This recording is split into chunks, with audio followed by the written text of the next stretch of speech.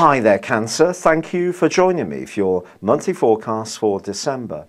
This month begins with the Sun occupying the part of your scope that's to do with everyday routines, work, life organisation. If you do work in a situation where there's going to be some kind of Christmas party or celebration, don't be surprised if this event gets delegated to you to organise, because you can be absolutely brilliant at marshalling everyone together to make things a success. Or perhaps you're going to use this energy to help you on home-based issues.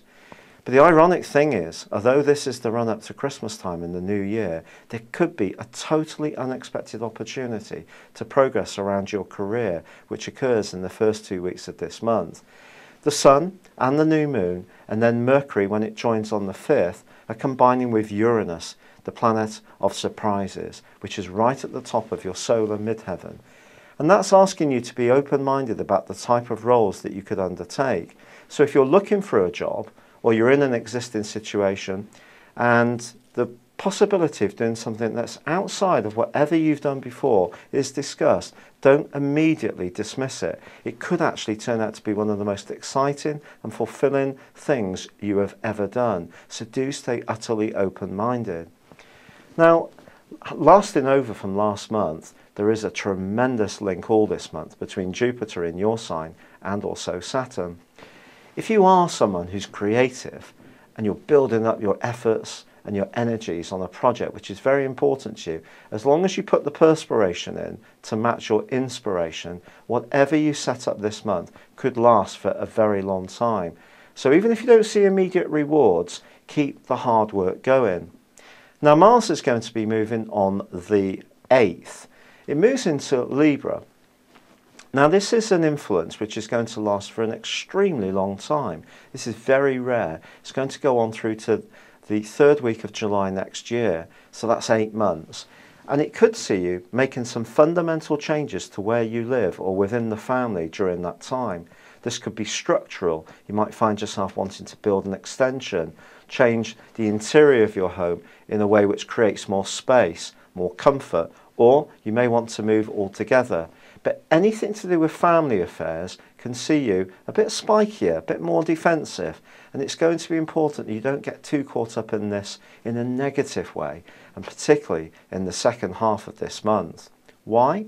Well, on the 17th of this month we have a full moon, and this full moon suggests that something can come out into the open that you're just not expecting, and unfortunately could be linked to work or a fair weather friend. Someone you thought would be reliable and help you could actually let you down, or may not back you up. If a situation gets a bit tense at work, it is going to be important to concentrate on the details. And because Uranus goes forwards on the same day, but then Mars goes into an opposition with Uranus, which lasts to the end of the month, and both are going to be broadly squaring up with Pluto, the planet which is influencing your relationships, through to the end of the month. I do feel if there are any unspoken issues that have been swept under the carpet up until now, they could burst into the open in quite a corrosive way. It's possible that even if you're quite a calm Cancer, that even even-tempered you could find yourself getting much more frustrated or annoyed if someone seems to be playing games, or just seems to want everything on their own terms, or perhaps it's you who's going to start resisting doing exactly what you feel people always automatically assume you're going to do for them, and you're wanting them to take more responsibility for what they do, so that it doesn't always fall on your shoulders. And if that's so, good for you, Cancer. Keep it going. Pluto is giving you more thrust and strength when it comes to asserting yourself, but Mars opposite Uranus is very toxic, so we have to be aware that it can see energies blow out into the open much more quickly. However, pleasingly, Venus does retain its presence all of this month in your sector of relating. And if you are loved up with somebody, the fact that Venus starts to track backwards from the 21st is not a negative. It just points towards the need for even greater sincerity. The Sun arrives soon after, along with Mercury, and the accent changes. Even if there have been tensions for the previous week, I feel that diplomacy and tact and a desire to reach out and meet in the middle and compromise can certainly help to make Christmas go off especially well. And there is also a beautiful link between the Sun and Mercury and Neptune on Christmas Day itself, which could see you tripping the light fantastic, especially if you're going away this Christmas with one special person. It could be one of the most romantic times you've ever known.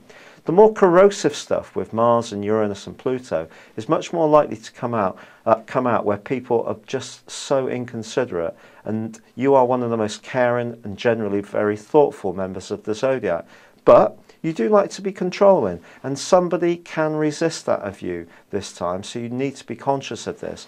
And as this year comes to a close, relationship issues are really going to be right to the fore in all sorts of ways. This may see you having to be assertive. Perhaps you'll want to engage with other people more. Perhaps you're going to meet someone over the Christmas holidays who really make your pulse race. But either way, relationships, all different kinds of them, are going to be the main theme for you. It's been a real pleasure being with you. Have a great Christmas, and goodbye for now.